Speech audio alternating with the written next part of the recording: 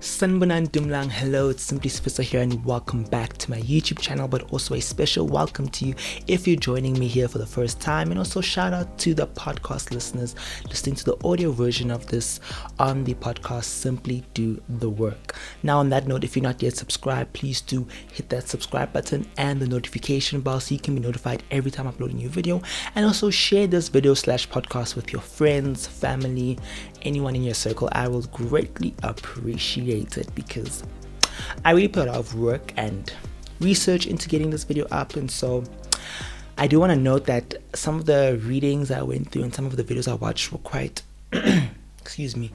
were quite dense and heavy, and I want to keep the conversational tone for this video, but I will link the resources in the show notes for the podcast and also in the description down below if you want to do further reading or further watching on this topic. Also, I do want to send you guys to a video I did last year around September when Clicks had that racist ad on their website, and basically that video was not only a response to that situation, but I also go into great detail about my own experiences with black hair, my own trauma, if you will, as well as some of the greater issues that I see in society and that I've read and learned about, not only like in the context of white supremacy, but even within the black community. And so yeah, if you haven't watched that video, I do want to send you over there. But also, if you have watched that video, then this video you can consider it's almost like a continuation of the message I was trying to bring across on that video. Today I'm hoping to expand on points that maybe weren't really covered in that one. And so yeah, this intro is long enough, so let us dive straight right in, starting with, let us define blackness and black hair once again. Like, I feel like I defined blackness a number of times on my channel, but just to remind y'all what blackness is all about. I think blackness is more than just the color of my skin and my hair, and it's more than just like my black body, right? I think blackness, embracing blackness, is also loving and appreciating this, right? It is also rejecting the white supremacist standards that have been imposed on us for so many years. It can be seen almost as the antithesis to whiteness. And so with regards to black hair, I'm specifically talking about my experiences as a black African. So okay, this video I try to structure it into two parts, where part one I'll be discussing mainly the history of black hair and just how did we get here basically, and part two will be focusing more on just like real life implications and hopefully how can we move on, like what's happening, the state of blackness today and black hair in 2021. So let's get into it, starting with the history. So I think with regards to history, I think a lot of people, even black people, don't fully know the history or understand the history of our hair, because in the past, right, different hairstyles were a way of identifying different tribes. And not only could you tell which tribe someone was from based on their hair, but you could also tell their class, their social standing, because the royals and those who had higher standing in society usually had more decorative, more elaborate hairstyles to sort of showcase that, maybe like a young flex nyana, if you will. And so when colonization happened and the slave trade happened, slaves who were forced into labor couldn't take care of their hair the way that they could, right? There was also the way that white people would almost, I don't know, is gawk the right word? But like, yeah, the way white people were, I guess, also fascinated and confused by black people's hair, and they would inappropriately call it wool. They would say it's fuzzy wuzzy, like that's a word that I saw that was used when European colonized, I think it was the Sudanese wool, fuzzy wuzzy. And so they looked at our hair and thought, that hair is a mess, that hair is unkept, that hair is dirty. I mean, I think it's Bob Marley who, when he passed on, apparently in the autopsy there was about, I think, 40 plus species of lice which were found in his hair, and those things were sort of used to perpetuate these ideas that black hair is dirty, as if other people don't get parasites in their hair, as if white people don't get these, can get vermin and all of that, right? It became a thing of just hyper focusing on the differenceness of black people, and so painting us as this other that needed to be fixed. Like, we were basically seen as a problem that needed to be fixed, which I think already, I think I can see how toxic that is. How, like, I can't even imagine the psychological trauma that our African ancestors went through, because obviously it's not really, it's not documented, because no studies were done on that. No one was really asking, no one was really checking up on them to be like, are you guys okay? How do you feel about being, separated from your home and forced in this foreign land to work, or even just within like South African context, how people were forcibly moved from their homes, all of these things. But rather, we were seen as specimens, non-human. And like, that's kind of the reason why I don't want no one touching my hair. Like, I'm not an animal in a petting zoo.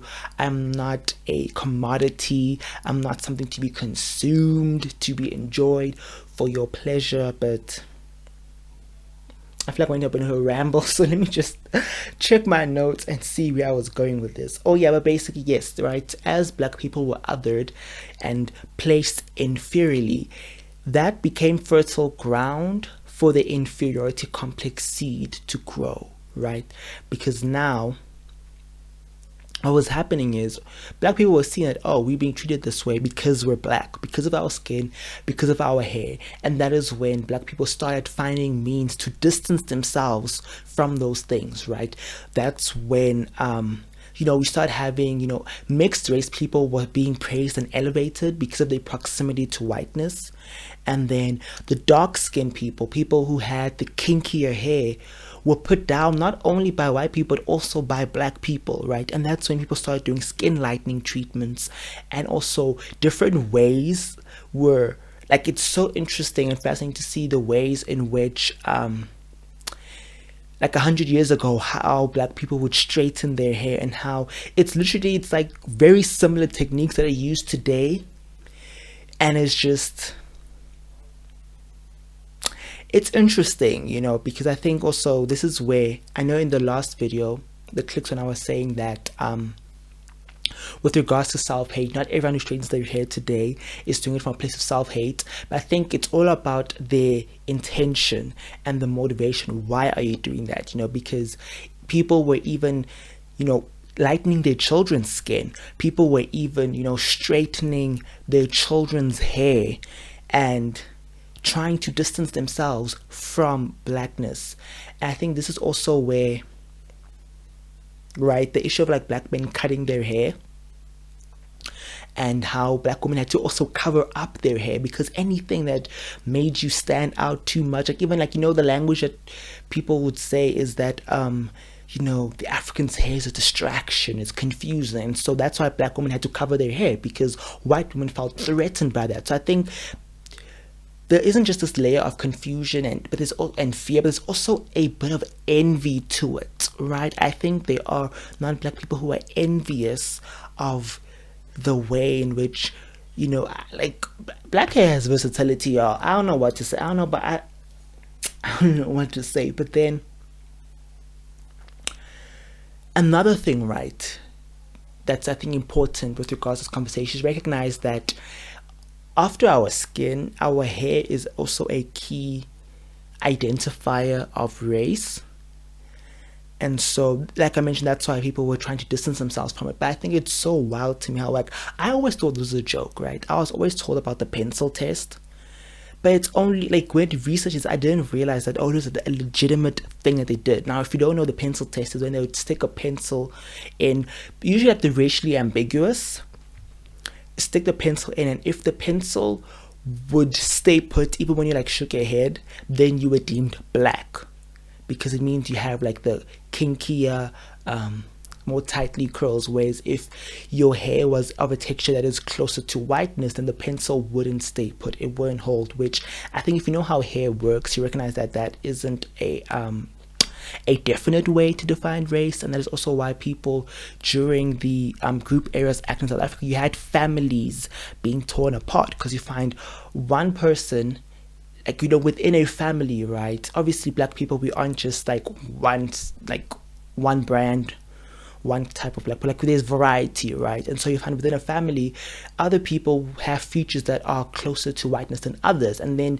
they were told that you guys can't live here, you need to move here while the others remain, whatever the case might be. And so I think these are all things that we need to consider, we need to think about when we have conversations of hair today, because I think it gets really, I don't want to say lost or forgotten, but I think people don't consider the history because they think, oh, that was so many years ago. But if you actually look at the history then and now, we can see how things haven't really changed. It's like, there's nothing new under the sun, and it's like same shit, different smell, basically that's what's been happening. But I think also with regards to the history, we need to recognize that like the natural hair movement that we know today wouldn't have existed without the work that was done by activists that came before us. Like in South Africa, I think the most notable movement was the Black Consciousness movement, because I think also, if you notice, just look at the pictures of the people involved in that, they were embracing their natural hair, right? The women of that movement made it like they consciously decided to abandon the wigs and the weaves and embrace their natural hair, because also by embracing natural hair, it is a defined way of saying, you know what, I know y'all are telling me the standard is this straight or loose wavy texture that's closer to whiteness, but I'm rejecting that and I'm embracing my natural hair, the way my hair was born. And so if you want to learn more about the history, I do suggest you check the resources in the description. But the incidences that I want to discuss for like the present day, like, okay, so one of the reasons why I felt like I had to make this video is because a couple of weeks ago, someone commented on one of my pictures on Instagram that I need to fix my hair. Like, I think the exact comment was, "Doctor, you need to fix that hair." And I was obviously upset. If you watched my clicks video and you know exactly like what I went through with my hair, you'll understand why personally that would be also upsetting. But also just the history that I just told you also puts it into context why that is such a rude thing to tell a black person, to fix their hair. What is, I think also today, words like neat and presentable are coded language for proximity to whiteness. And I remember my response to that comment was, okay, I deleted the comment. So if you go look at my Instagram, it's gone. I deleted it because no one wants to see that mess. But I posted a story saying that, why is it that for black people's hair the standard is so high? It's almost unattainable.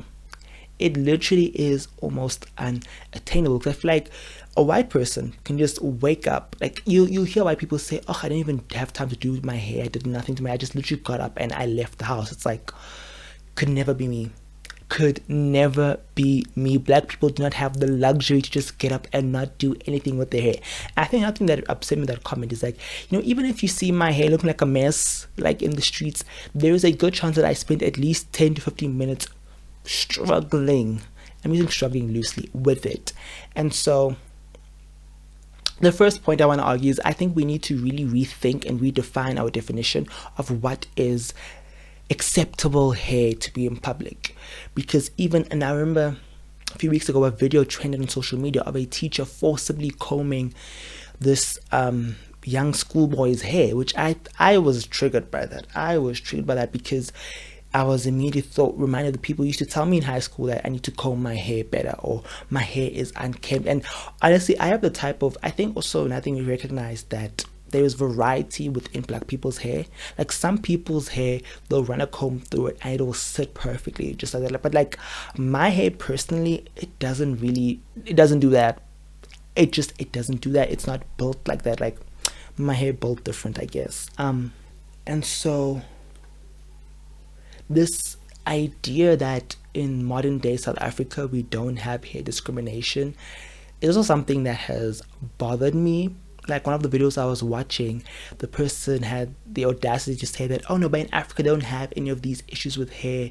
You know, Africa is the motherland. Those things are embraced and celebrated. And I was just like, who's gonna tell him?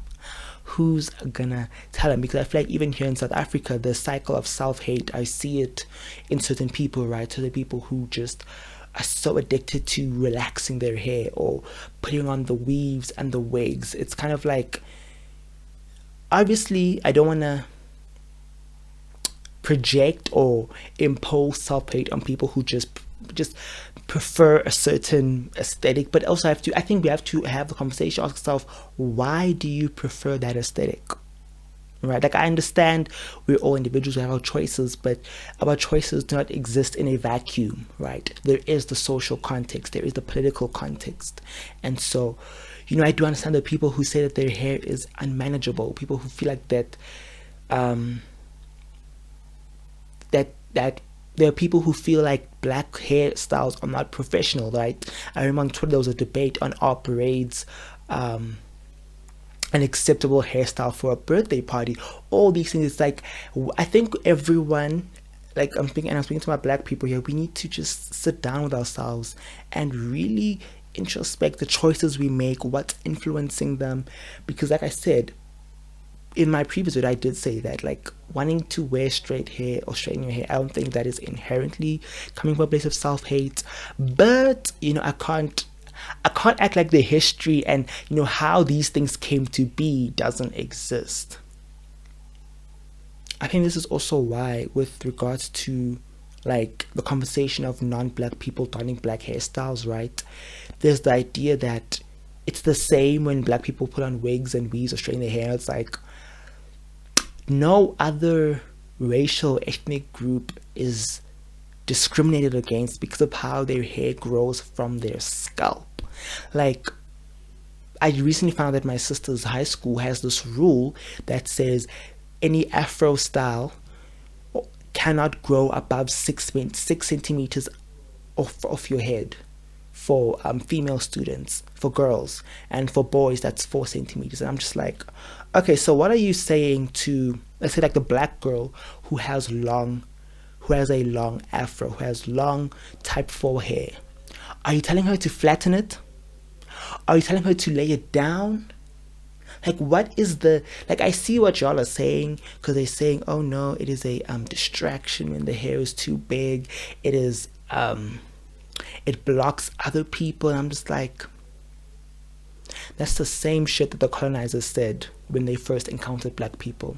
And it's like, there's just no way you can't tell me that rule is racist. But on the plus side, I can say at least that school, because I used to go there actually, they have changed some of the rules in the sense that now boys are allowed to braid and lock their hair. Because when I was there, the school rules explicitly said no cornrows, braids or dreadlocks are allowed, specifically like in the boys section. So at least they've improved that, but still it's like took 2 steps forward and then 1 back. And it's kind of, this is the way I think also the problem of, like, we need representation with power, because it's like, if there was a black person when they were writing down these rules, no black person would be like, yeah, let's put a rule saying that afro shouldn't go above 6 centimeters from our head. Like, what are you saying? This is how our hair grows from our scalps.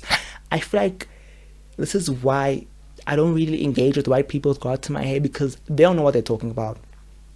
I think there's also a reason why I was so offended by that comment, is because another black person said it, right? If a white person said, I'd be like, you know what, screw you, you know nothing about my hair, just, you know, leave me alone, move around me.